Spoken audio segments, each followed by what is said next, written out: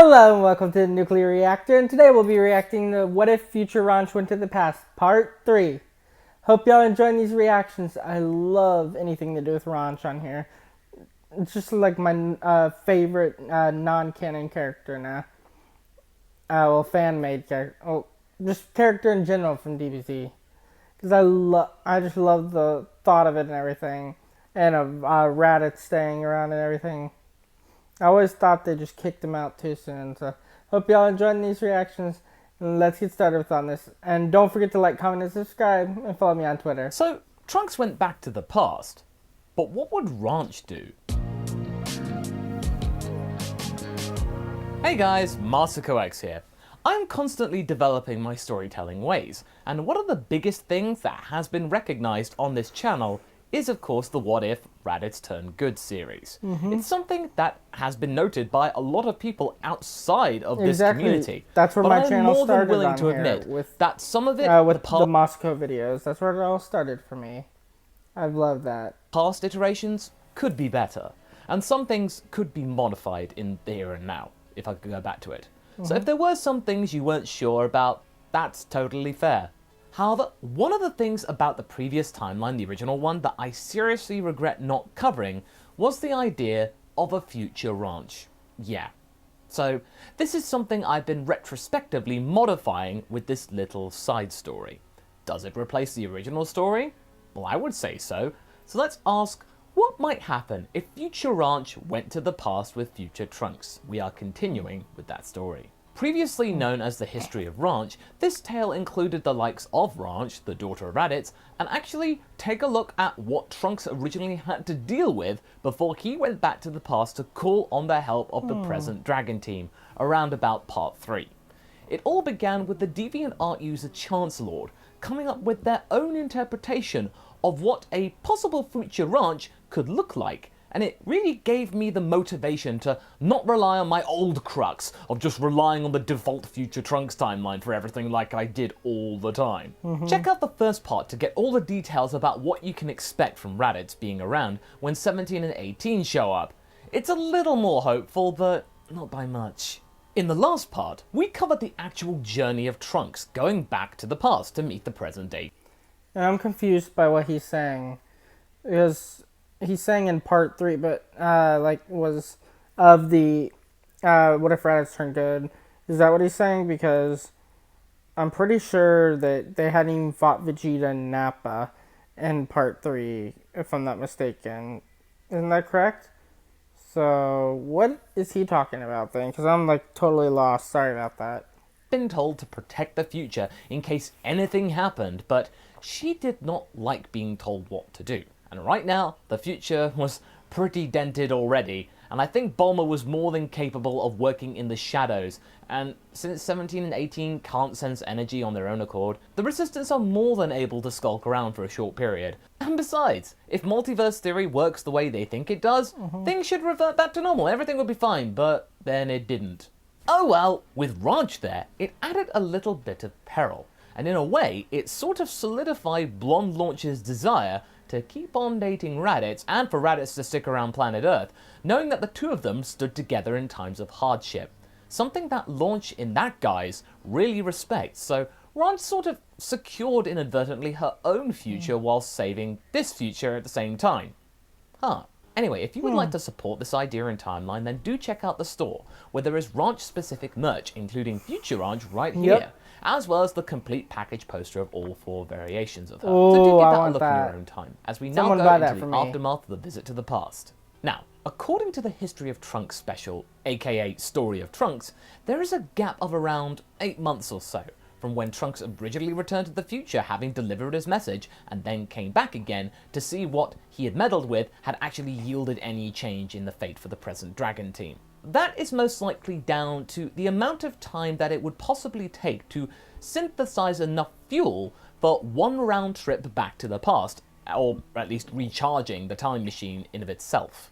Some people reckon Trunks just immediately went to the time 3 years later in the present timeline, but given what we know in Super, it's very hard to create the fuel, and so 8 months sounds about right given the restricted resources in the future. President Bulma was able to reverse engineer the fuel and make it in far less time since, She has pretty much any resource that she could want. Yeah, there is 8 months to work with here. So, what happens? Well, all we can do here is infer.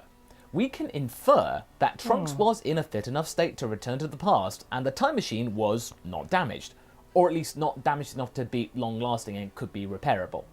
Not much else is talked about in the interval between these two stints, which means we can actually come up with something that seems in keeping with the starting point and the end point. Whatever happens, Trunks has to live and be able to come back to the past sans Ranch. I don't want to change it too much. Trunks and Ranch return to the future, much to the relief of Bulma. Having realized that despite the hard art resource limitation, she was able to break the boundaries of time and do it safely. How awesome is she? And seemingly have two people do it at once as well. Bonus! Trunks explains that Ranch was sleeping in the time machine, but then Ranch just barges in when she needn't have. Yeah, everything went smoothly, and everyone was glad to see Trunks save the day. And oh yeah, Launch says hi. Oh, how sweet of her to Wait, how would that happen? Weren't you sleeping? Trunks looks inquisitively. Ranch, were you really asleep? How did you know I was fighting Frieza? Ranch is on the back foot and has to scramble for an answer to her alibi, which is not forthcoming. Bulma and Trunks then round on her, especially Trunks. He was already annoyed that she'd even come back and just was in the time machine with him, but now it turns out that she had interfered whilst he was busy defending the Dragon Team, even though he had specifically told her not to. Yeah, But Trunks he's is not in the mood to interfering. talk anymore. He just puts the time machine in a capsule and walks away to regroup and get some rest. Why did you go back? You could have been left there. Something bad could have happened. Bulma is trying to hold it together herself, but is seething with a mix of frustration and relief that Sorry, what I'm could have tired. I'm happened dead tired. didn't. Ranch is definitely feeling very apprehensive. I'm having to cut the She just videos wanted to this see week. her mum and dad again, Zol. It's not been easy, and to have the chance to see them in their prime was something that she was not going to pass up. That's her papa's stubbornness for you. She feels bad for upsetting Trunks, Right. of course, but she stands by her action. She got what she wanted, and now all she can do is just try and keep on defending the Earthlings here. A rumble is felt, and a scream of anger from down below, along with a puff of dust, can be felt. Bulma walks off, Calm and down, Ranch is left Trunks. alone with the small divot left by the formerly present time machine. In the months that follow, Trunks is left feeling betrayed and mistrusting Ranch, but at the same time, they have to do what they had been doing before, fighting 17 and 18. That's not gone away. However, during the routine tussles that they have, the twins can sense some amount of disconnect between the two. A weakness, perhaps. This all comes to a head about 4 months after Trunks and Ranch return to the future, when Trunks is just wandering around and is about to have a gnarly encounter and stumbles upon 18 taking enjoyment out of some shopping away from 17, who, as we know, doesn't care for it. Trunks is ready to make the most of this opportunity of just having one android here. I know you're there, kid. What? How? I'm not blind, Pipsqueak. I can see you in the many mirrors here. Seriously, how vain were these people? 18 turns around but is not about to attack. Trunks is, though, and turns Super Saiyan, being able to take down 18 through a number of walls because she wasn't expecting it, and seemingly stunning her. You made a mistake coming here on your own! You need to be stopped! I've gotten stronger since we last fought. 18 gets up and dusts herself off. Oh, spare me. I've heard that routine far too many times to care anymore. Goody, you got stronger. Doesn't make a difference, though. But there is something different here, though, that does interest me. Where's your wife? Trunks growls at this and says that he doesn't need help to beat 18 right here and now. He can do this all by himself. Look at you, all grown up. You don't need a strong lady to help you. How mature and prideful. Reminds me of your father. Doesn't this Ooh. seem poetic to you? Trunks continues to attack 18 and has the upper hand. He is getting more and more confident, and after She's just some more tussling, She's just pushing his buttons way too much. And he's gonna fuck up, he's gonna get injured, then Ranch is gonna have to come save his ass. he feels like Wait, so this cliche. might be the chance to break apart the android menace. It's all over for you, you monster! 18's struggling to speak, but still smirks. It's far from over. You forgot one thing. What's that? 17 whispers from behind Me. Trunks. Teamwork. Trunks gets elbowed in the back so hard that it knocks him out and out of Super Saiyan.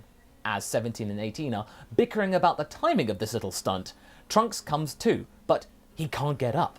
He is left defenseless and motionless as these two are deciding what to do next. That is until Ranch shows up! Future Ranch could sense fluctuating energies going on, and despite this little rift between the two, she still comes to Trunks' assistance. She is expecting the two androids to immediately attack her, but they aren't that fussed about her appearing. Oh, you're here. I think your lover broke. You might want to take him back and get him replaced. The two of them laugh as Ranch goes Super Saiyan and challenges the two of them to a fight. 17 laughs some more and shakes his head. Nah, we don't feel like it. You get a pass today, kid. Ranch is stunned. These two are just letting them go? Why? Why won't you fight me? 18 steps up and continues. You think that just because we're cyborgs that we can't read the room? Of course we can. You've both been off your game. Like something's come between the pair of you. 17 steps in. We work in sync, despite sometime hating each other's guts. We're still family though, unfortunately. Ranch punches 17 in the face, him allowing her to do so. What's your point? 18 counters Ranch. The point is that we want to only fight you as a package. On your own, you're nothing to us. No fun. At all. You guys give us a reason to keep going. It's a weird little understanding, but we kind of like it. If we just got rid of you one by one, then there'd be nothing left for us to do.